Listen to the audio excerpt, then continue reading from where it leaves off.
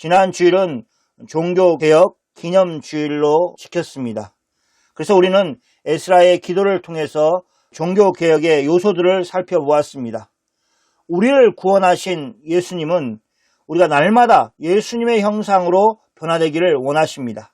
그러기 위해서 우리는 말씀과 기도, 또 말씀과 성령을 통해서 그 일을 힘써야 합니다. 기도할 때 성령 하나님이 우리와 함께 하십니다. 성령님은 말씀을 통해서 우리에게 길을 보여주십니다. 때로 길을 알고 있지만 그것을 이루어갈 힘이 없는 사람들에게는 그 힘을 성령님이 공급해 주십니다. 그렇게 성령 하나님의 크신 은혜를 누릴 수 있는 것은 우리가 예수님으로 인하여서 구원함을 받았기 때문입니다.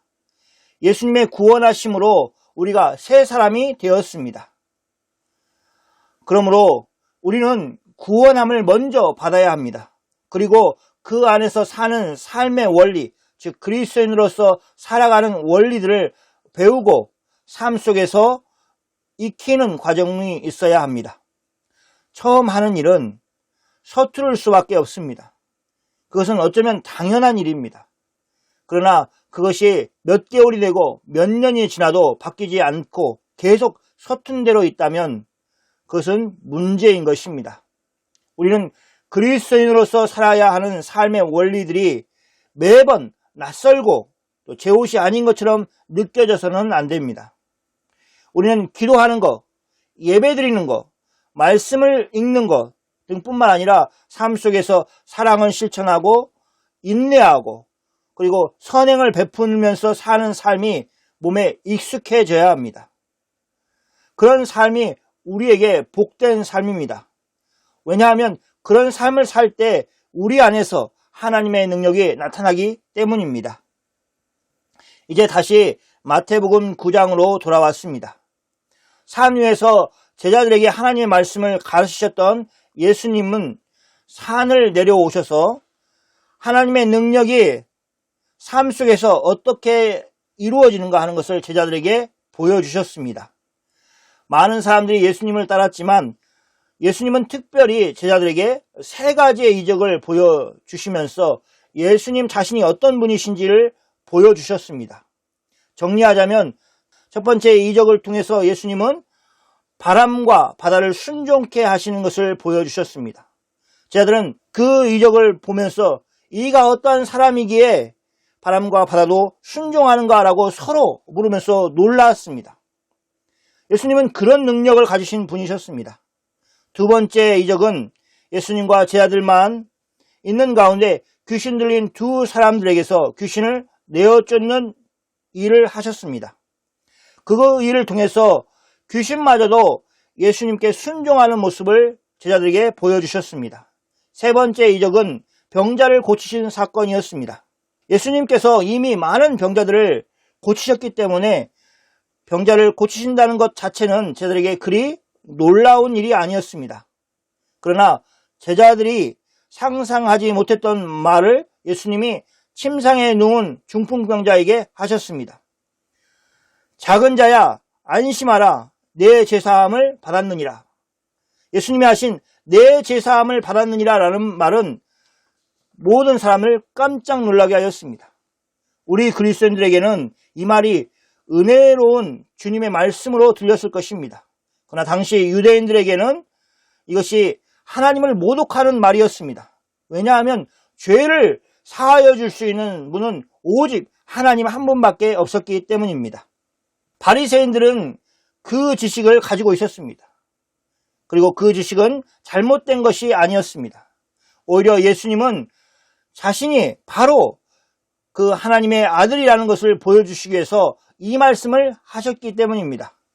그러므로 우리는 이 사건을 통해서 십자가에서 우리의 죄를 사하여 주신 예수님의 행동이 전혀 이상한 것이 아니라는 것을 알 수 있습니다. 예수님은 이렇게 중풍병자에게 죄 사함을 선언하시는 수 있는 하나님의 아들이셨습니다. 그분은 십자가에서 믿는 모든 사람들의 죄를 단번에 용서하여 주시는 놀라운 구원의 사역을 이루셨습니다. 그리고 이 중풍병자의 죄가 사여졌다는 선언은 그 십자가 사건을 예고하는 것과 같은 그런 이적이었습니다. 이처럼 예수님 자신이 어떤 분이신지 제자들에게 계속해서 보여주시고 가르치셨습니다. 세 가지 이적을 통해서 그 일을 하신 것입니다. 그리고 오늘 본문 말씀은 그 일 후에 어떤 일이 일어났는가 하는 것을 보여줍니다. 마태복음 9장 9절 말씀입니다. 예수께서 그곳을 떠나 지나가시다가 마태라 하는 사람이 세관에 앉아 있는 것을 보시고 이르시되 나를 따르라 하시니 일어나 따르니라. 마태복음 8장과 9장의 내용이 계속해서 이어지고 있습니다. 마치 하루에 그 일들이 다 일어난 것처럼 계속해서 이 일이 끝나고 이어서 저 일이 있고 또 다음 일이 이어지는 식으로 되어 있습니다.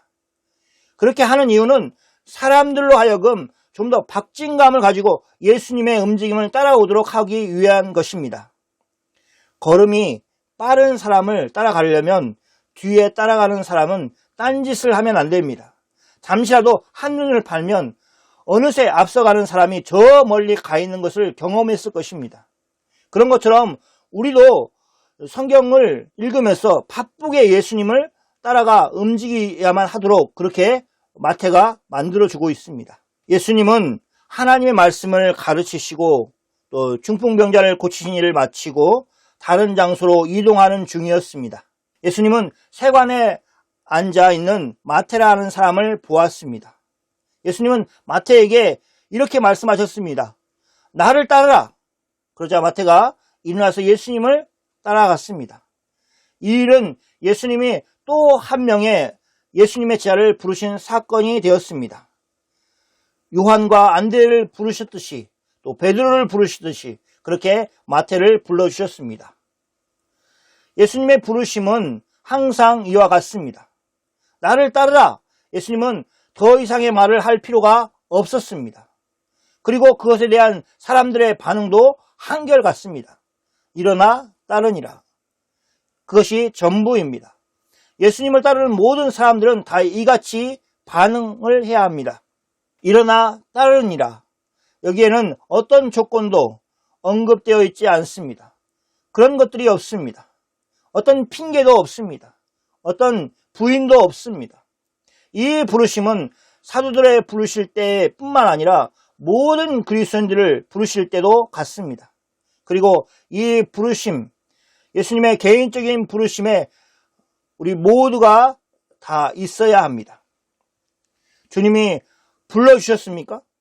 불러주셔야만 우리가 주님께로 나아갈 수 있습니다. 주님이 불러주실 때 비로소 우리는 따를 수가 있는 것입니다. 그 부르심이 있어야 주님의 일을 하면서 확신을 가지고 일할 수 있습니다. 주님과 동행한다는 것은 끝이 아니라 우리의 신앙적인 삶의 시작입니다. 여러분이 주님의 부르심으로 주님과 동행을 시작하셨다면 주님의 손을 꼭 잡고 가는 여러분이 되시기를 바랍니다. 그렇게 주님은 신적인 부르심을 가지고 마태를 부르셨습니다. 그래서 마태는 일어나서 예수님을 따랐습니다. 그러나 그것은 한편으로는 마태의 결정이 있었습니다. 마태는 무엇을 보고 자신의 직업까지도 버리고 예수님을 따라 나선 것입니까? 마태복음의 저자 마태는 자신의 일을 버리고 예수님의 부르심을 받고 예수님을 따라 나선 수밖에 없었던 상황을 설명해 주고 있습니다. 그것은 바로 예수님이 어떤 분이신지 알았기 때문입니다. 오늘 말씀을 시작하면서 오늘 본문 전에 예수님이 제자들에게 세 가지 이적을 보여주셨다는 것을 언급하였습니다. 예수님이 하나님의 아들심을 보여주는 말씀을 했습니다. 같은 가버나움에 살고 있었던 세관에서 일하는 마태도 그곳에서 벌어지는 예수님에 관한 일들을 들었을 것입니다. 예수님에 대한 소식은 먼 나라에서 벌어지는 일이 아니라 바로 자신이 살고 있는 동네에서 지금 벌어지고 있는 일이었습니다. 그러니 얼마나 많은 예수님에 대한 이야기를 들었겠습니까? 그리고 예수님이 지나가시면서 자신을 향하여 나를 따르라고 하셨을 때 마태는 그것이 자신에게 좋은 기회라고 생각하였습니다. 그래서 자신이 일하는 일터에서 일어나 곧장 예수님을 따랐습니다. 이 마태의 모습은 다른 예수님의 제자들과 같은 그런 행동이었습니다. 어느 날 예수님이 바닷가를 지나가시다가 그물을 고치고 있는 요한과 야고보를 보셨습니다. 그리고 그들을 향하여 나를 따르라고 말씀하셨습니다. 그때 그들은 조금 전까지 고치고 있던 그물을 내려놓고 예수님을 따랐습니다. 그들처럼 마태도 자신이 하고 있던 일을 내려놓고 예수님을 따른 것입니다. 마태가 예수님을 따르기로 결정한 것은 그 위에 이어지는 말씀 속에서 다시 한번 확인할 수 있습니다. 10절 말씀을 우리가 함께 읽겠습니다. 예수께서 마태의 집에서 앉아 음식을 잡수실 때에 많은 세리와 죄인들이 와서 예수와 그의 제자들과 함께 앉았더니, 이 말씀을 보면 마태는 곧장 자신의 집으로 예수님을 초대한 것으로 보입니다. 마태가 보이는 행동은 예수님을 아주 적극적으로 따르고 있는 것을 보여줍니다. 마태는 자신이 하던 일을 버릴 뿐만 아니라 그래서 예수님을 따르는 것만큼이나 자신이 예수님을 따르는 것을 자랑스럽게 생각하였을 것입니다. 그리고 자신에게 그런 기회를 주신 예수님께 감사함을 표하고 싶은 마음에서 예수님을 초대하여 음식을 대접하였습니다. 마태는 예수님이 자신을 불러주신 것이 정말로 고마웠습니다. 어느 사람이든지 예수님이 불러주신 것에 감사하고 고마워하지 않을 수가 있겠습니까? 그런데 마태는 특별했습니다. 그 이유는 마태가 세관에서 일하는 세리였기 때문입니다. 쉽게 말하면 세관원이었습니다. 가버나움은 특별히 교통이 편리한 곳, 그래서 교통의 요지였기 때문에 도로에는 세관이 있었습니다. 들어오는 물건들에 대해서 세금을 받아냈습니다. 그 일은 유다를 지배하고 있는 로마를 위한 것이었습니다. 뿐만 아니라 로마가 세운 왕, 분봉왕 헤롯을 위한 일이었습니다. 근데 그가 또 유대인이 아니었습니다. 이방인 왕을 위해서 세금을 걷는 일을 이 세리들이 하고 있었습니다. 그래서 유대인들은 그들을 몹시 싫어했습니다. 만약 예수님이 유대인들의 대중적인 인기를 원하셨다면 절대 마태 같은 세리를 자신의 제자로 부르시지 않았을 것입니다. 그런데 예수님은 그 일을 아주 공개적으로 하십니다. 뿐만 아니라 심지어 마태와 교제를 나누는 것을 사람들에게 보여주고 계십니다. 마태뿐만 아니라 마태의 집에 많은 세리와 함께 식사를 하셨습니다. 예수님이 마태의 집에서 음식을 잡수실 때 왔던 많은 세리들은 아마 마태의 초대를 받고 왔을 것입니다. 왜냐하면 그 집이 마태의 집이기 때문에 그렇습니다. 마태는 자신이 알고 지냈던 세리들을 자신의 집으로 초대해서 예수님을 만날 수 있도록 하였습니다. 자신이 누구를 따르게 되었는지 하는 것을 보여주고 싶어 했습니다. 그런 일은 예수님의 동의 가운데 이루어졌을 것입니다. 마태가 예수님을 초대하였을 때 그 식사 자리에, 그 잔치집에 최고의 결정권을 가지신 분은 예수님이셨을 것입니다. 그러니 예수님의 동의 가운데 마태는 자신의 친구들을 초대하였다고 생각하는 것은 당연하고 자연스럽습니다. 그렇게 마태가 자신들의 친구들, 세리들에 대해서 설명을 하면서도 보면은 자신의 행동이 예수님께 얼마나 난처하게 만들었는지를 잘 보여줍니다. 10절에 보면 예수께서 마태의 집에서 앉아 음식을 잡수실 때에 여기까지는 문제가 없습니다. 그런데 많은 세리와 죄인들이 와서 예수님과 그의 제자들과 함께 앉았더니, 성경을 보면 세리는 마태와 같은 사람들인데도 분명한데 또 죄인들이라고 하는 사람들이 있었습니다. 그들은 누구입니까? 세리들이 따로 있고 죄인들이 따로 있는 것이 아니라 이 사람들이 바로 죄인들이었습니다. 그러니까 같은 말을 많은 세리들은 어떤 사람들이냐? 죄인들이었다는 것입니다. 그래서 예수님은 지금 죄인들과 함께 식사를 하는 것이 된 것입니다. 마태가 예수님의 식사하는 자신의 집에 이런 사람들을 불렀을 때 어떤 문제가 생겼습니까? 11절 말씀입니다. 바리새인들이 보고 그의 제자들에게 이르되 어찌하여 너희 선생은 세리와 죄인들과 함께 잡수시느냐? 바리새인들의 말을 보면 그들은 이 식사의 자리에 초대를 받지 못한 것 같습니다.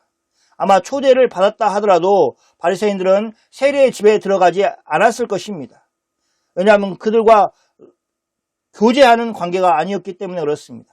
그러니 예수님과 제자들이 세리들과 어울려서 마태의 집에서 잔치를 하고 있는 모습을 밖에서 보았을 것입니다. 그리고 바리새인들이 예수님의 제자들에게 말합니다. 어찌하여 너희 선생은 세리와 죄인들과 함께 잡수시느냐? 아마 예수님의 제자들은 이 질문을 받고 크게 당황하였을 것입니다.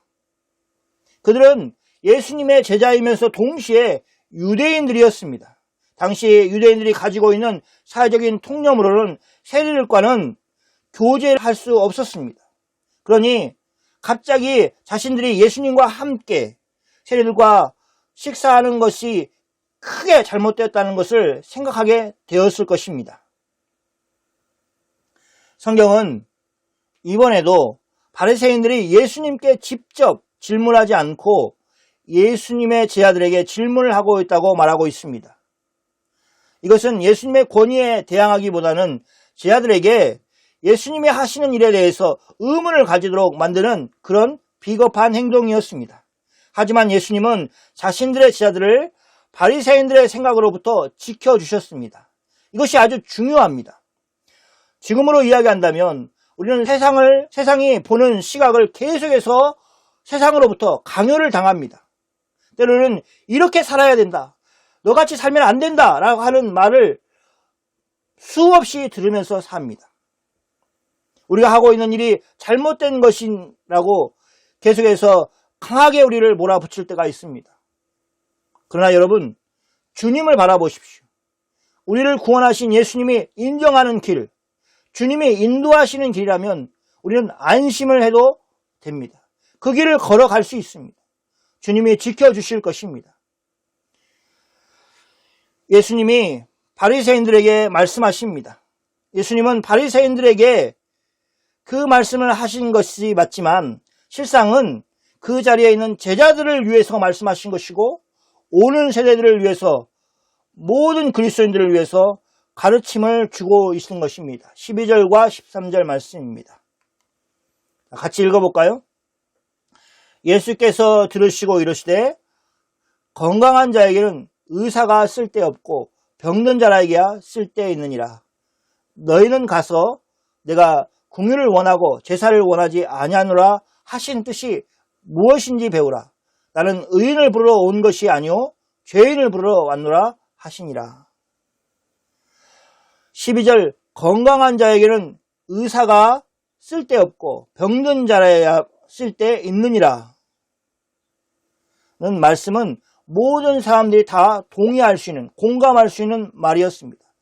이렇게 상식적인 말씀을 가지고 예수님은 자신이 지금 마태의 집에서 어떤 일을 하고 계시는지를 설명하고 있습니다. 예수님은 바리새인들이 말하는 것처럼 세리들과 함께 하고 있었습니다. 그들은 마치 병자들과 같습니다. 그런데 예수님은 또 다른 한 명의 병자로 그들과 함께 하고 있는 것이 아니었습니다. 그들을 고쳐주실 분, 의사로 그들과 함께 있는 것입니다. 함께 한다는 것 점에서는 바리새인들이 잘 보았지만 바리새인들이 보지 못한 것이 있습니다. 그것은 예수님이 병든 자가 아니라 의사였다는 사실입니다. 예수님이 누구신 줄 모르는 사람들이 보기에는 예수님의 행동은 참으로 위험천만한 일이었습니다. 그래서 바리새인들은 예수님의 제자들에게 스승이신 예수님이 보이는 행동에 대해서 이상하지 않느냐고, 왜 그렇게 세리들과 함께 식사를 하고 계시냐고 그렇게 의문을 제기한 것입니다. 그러나 예수님은 자신이 병든 자에게 필요한 의사라고 말씀을 하시는 것입니다. 그러면서 오히려 바리새인들이 성경을 잘 모른다고 핀자를 주셨습니다. 예수님은 그러면서 호세아서의 말씀을 가지고 오셨습니다. 호세아 선자가 어떤 사람인지를 알기 위해서 성경 말씀을 보겠습니다. 호세아서 1장 2절 말씀입니다. 여호와께서 처음 호세아에게 말씀하실 때 처음 말씀하신 겁니다. 여호와께서 호세아에게 이르시되, 여기서부터 같이 한번 읽어보겠습니다. 너는 가서 음란한 여자를 맞이하여 음란한 자식을 낳으라. 이 나라가 여호와를 떠나 크게 음란함이니라 하시니. 하나님이 호세아를 하나님의 선지자로 부르셨습니다. 하나님께서 처음 호세아에게 말씀하신 것은 무엇입니까? 호세아에게 가서 음란한 여자를 맞이하여서 음란한 자식을 낳으라는 것입니다.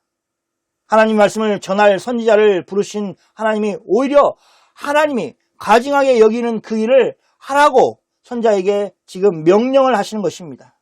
그것은 호세아에게 참으로 수치스러운 일이었습니다. 하나님이 호세아에게 그렇게 하라고 하신 이유는 무엇입니까? 그것은 이 나라, 즉 북이스라엘이 하나님을 떠나 크게 음란하였기 때문입니다. 그래서 하나님은 이스라엘의 실상을, 이스라엘의 죄를 호세아를 통해서 보여주시려고 하신 것입니다.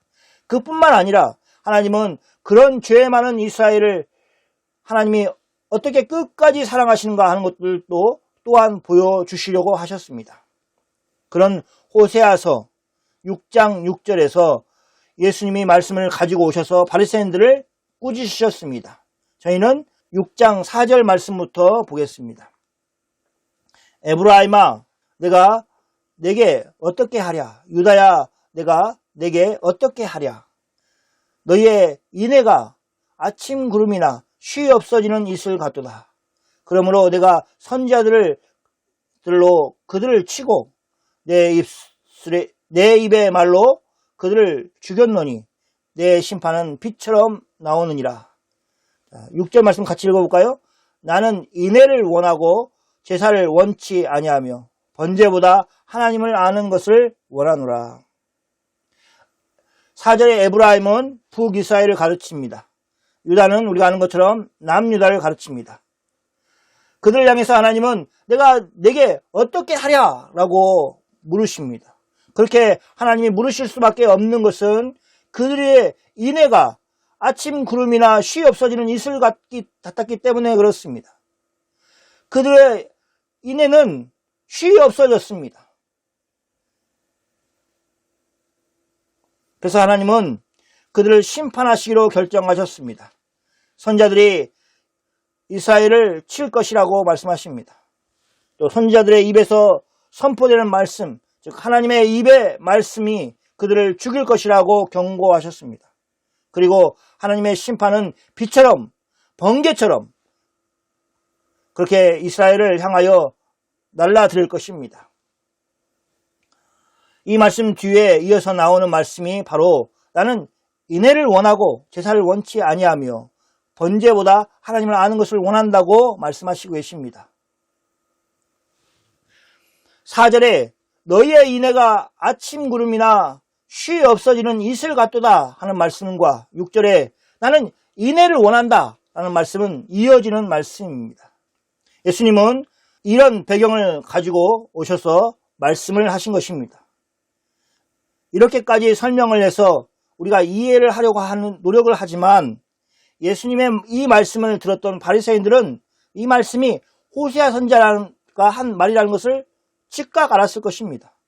또 그 의미가 무엇을 의미하는지도 잘 알았을 것입니다. 문제는 그들이 호세아서의 내용을 알고 있지만 그들의 삶 속에서 적용하지 않았던 것입니다.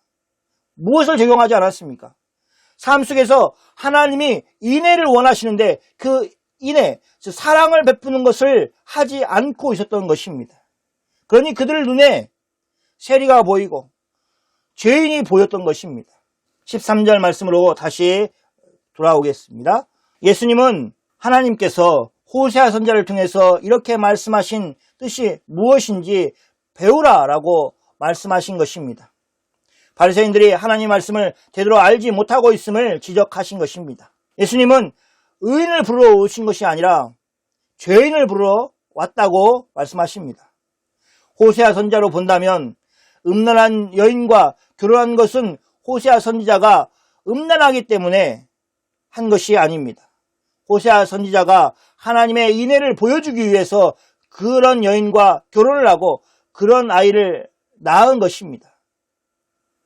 그런 것처럼 예수님은 하나님의 인애를 보여주시기 위해서 지금 죄인인 세리들과 함께 식사를 하시는 것입니다. 그러나 그런 사실을 바리새인들이 알 리가 없습니다. 그들은 알지 못하였습니다. 도리어 예수님을 비난하였습니다. 예수님은 바리새인들이 호세아 선지자가 전하는 하나님의 말씀을 제대로 알지 못하기 때문에 그렇게 하고 있다고 그들의 잘못을 지적하셨습니다. 오늘 말씀은 복음을 전하는 모든 곳에서 자주 발생할 수 있는 실제적인 문제에 대한 해답을 주고 계십니다. 복음이 전해졌을 때 사회적으로 비난을 받을 만한 사람들에게까지도 복음이 들어가기 위해서 그런 사람들과 관계를 맺는 사람들이 있었을 것입니다. 지금도 있습니다. 초대 교회로 이야기한다면 그들은 이방인이 될 것입니다. 그런데 복음을 전하기 위해서 이방인과 접촉을 합니다. 그런데 그 당시에는 이방인들을 상종하면 안 됐습니다. 그래서 어떻게 얘기합니까? 복음을 전하는 일을 반대하고 못마땅해 합니다. 왜냐하면 그들을 만나는 것을 자체가 하나님 앞에 죄라고 여겼던 많은 사람들이 있었기 때문에 그렇습니다. 마치 바리새인들이 예수님과 제자들을 보는 시각으로 복음을 전하는 사람들을 보았던 때가 있습니다. 그러면서 바리새인들이 하는 말처럼 어찌하여 너희 선생은 세리와 죄인들과 함께 잡수시느냐라고 말하면서 교제를 비난하였던 것처럼 그렇게 복음을 전하는 사람들을 비난하였습니다. 그것은 그들이 하나님의 사랑을 알지 못하였기 때문에 벌어진 일이었습니다.